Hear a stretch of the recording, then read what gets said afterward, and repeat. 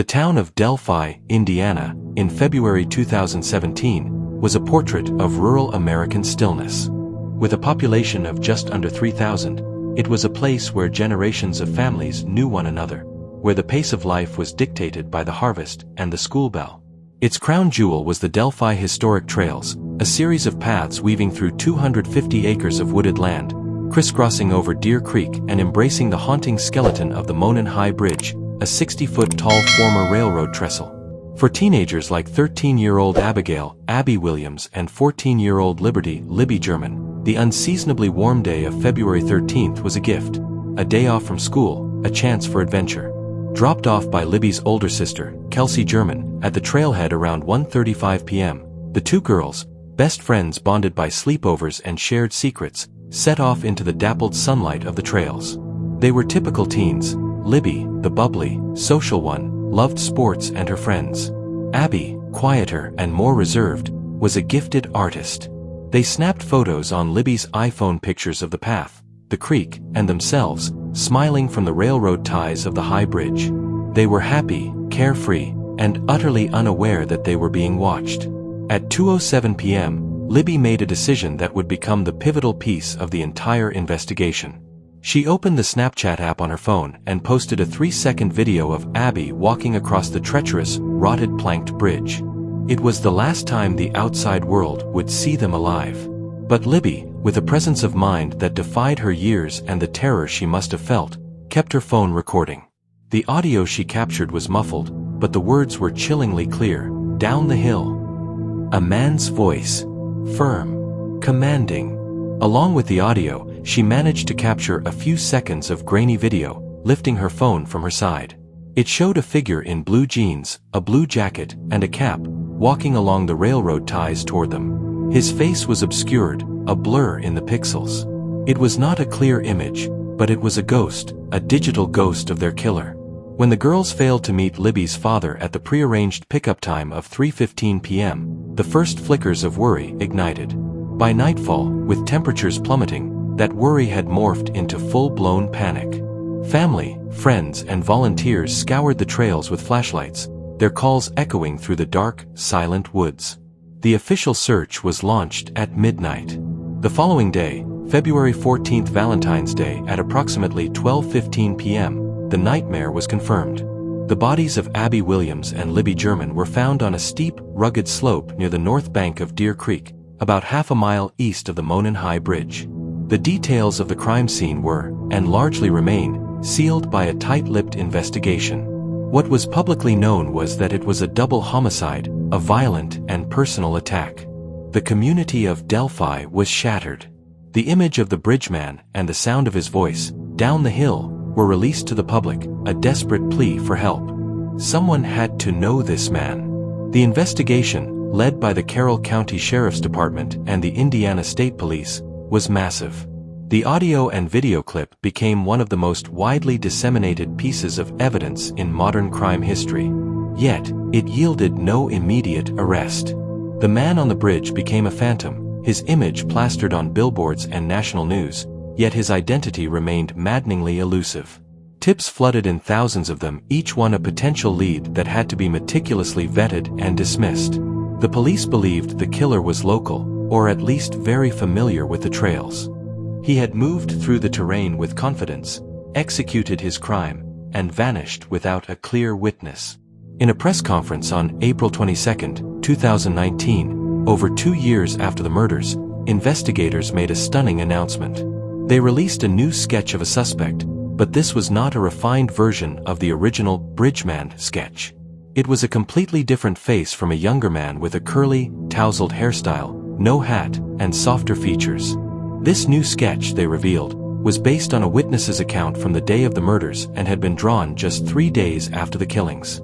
For reasons never fully explained, it had been kept from the public while the older, hat-wearing sketch was pursued. The shift was confusing and, for many, frustrating. The police explained that the change in direction was the result of new intelligence and evidence over time. They stated that the killer was now believed to be between 18 and 40 years old, but might appear younger than his actual age. They also revealed a crucial new piece of information. the investigation had initially believed the crime was the result of a homicide by a passionate individual. They now believed the killer was hiding in plain sight, possibly even having participated in the early search parties or attended the girls' funerals. He was, they said, local. The investigation seemed to be at a crossroads. Were they looking for the man in the first sketch or the second? Or were they the same person, seen from different angles under different circumstances? The ambiguity fueled online sleuth communities, which dissected every frame of the video, every inflection of the audio, creating theories that implicated everyone from local businessmen to out-of-state truck drivers. The police, meanwhile, held their cards close, repeatedly stating they had more evidence that they were not releasing to protect the integrity of the case. For years, the case seemed to grow cold, frozen in the public eye by the two conflicting sketches.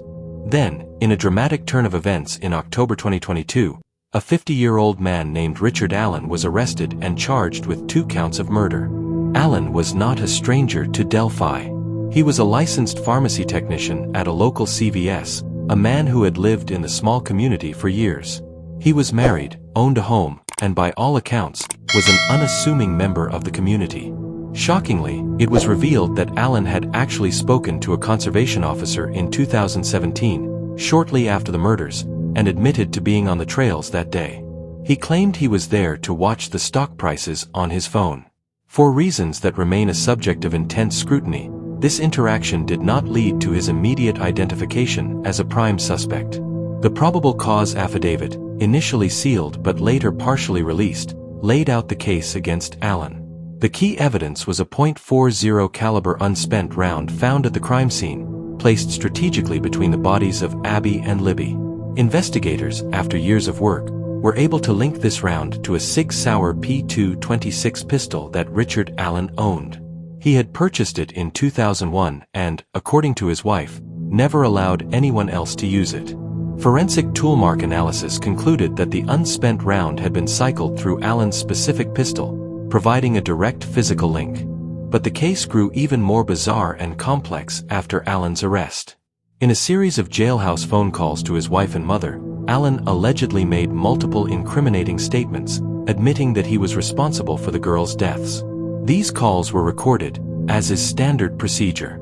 However, the plot was about to thicken in a way that seemed ripped from a crime thriller.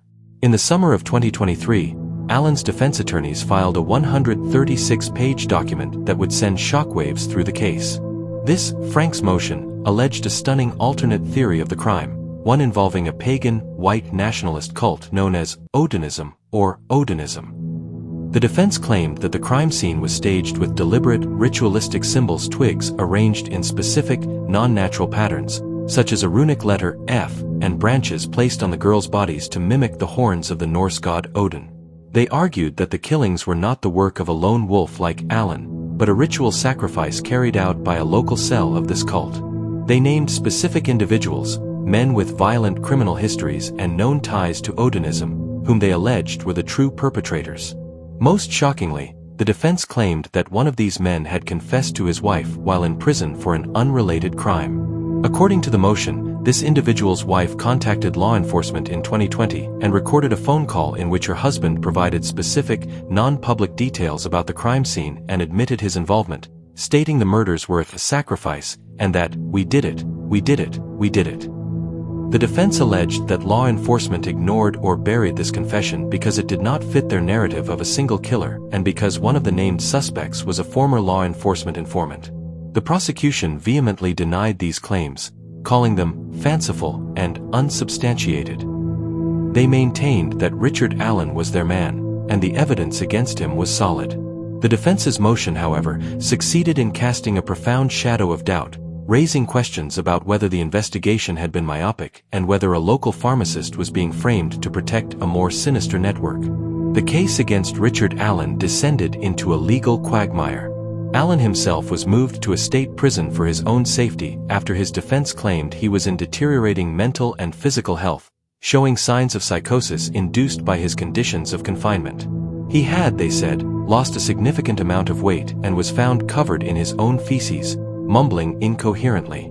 The judge overseeing the case, Fran Gull, initially scheduled a hearing to consider the defense's cult theory, but then unexpectedly cancelled it, prompting accusations of judicial overreach from the defense and the families.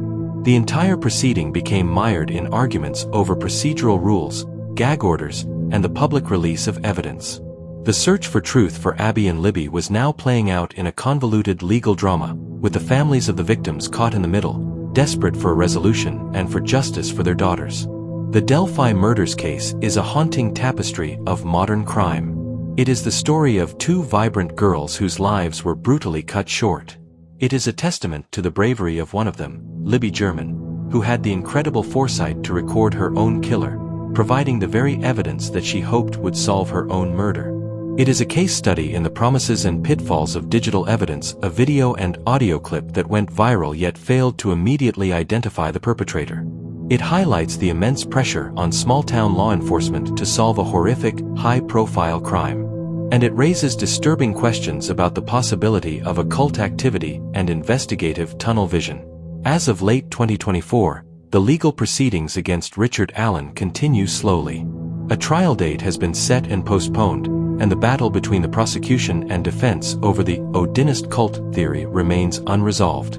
The families of Abby Williams and Libby German wait, their grief compounded by a legal process that offers more questions than answers.